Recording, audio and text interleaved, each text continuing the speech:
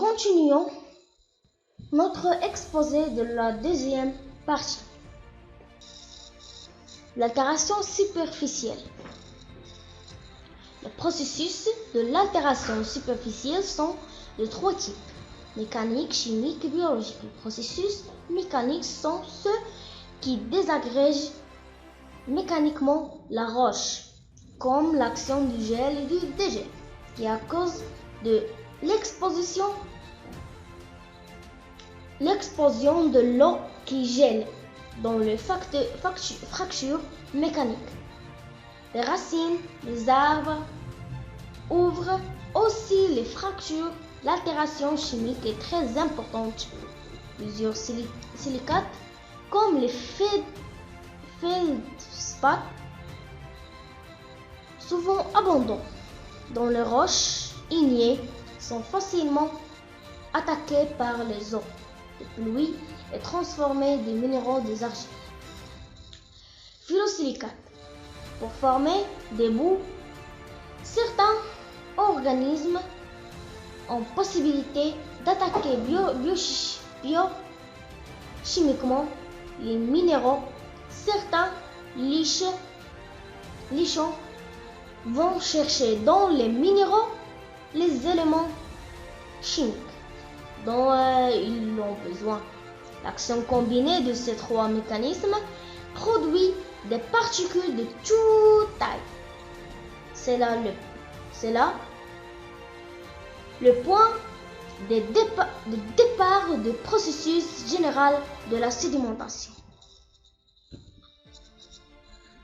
Transport.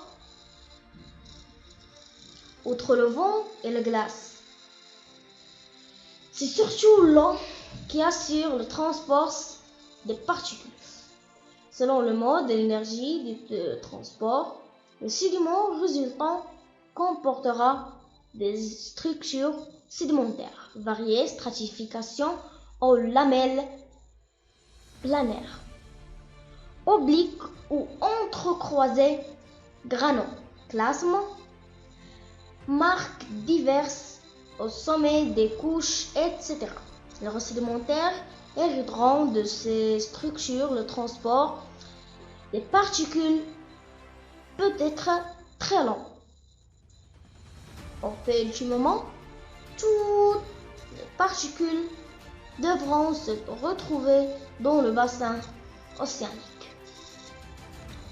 On a la sédimentation. Tous les matériaux transportés s'accumulent dans un bassin de sédimentation. Ultimement, le bassin marin pour former un dépôt.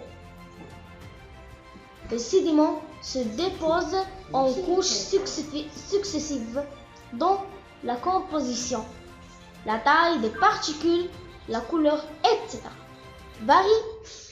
variant dans le temps selon la nature des sédiments apportés. C'est ce qui fait que les dépôts sédimentaires sont stratifiés et que le roche sédimentaire issu de ces dépôts compose les paysages stratifiés comme ceux du Grand Canyon du Colorado par exemple.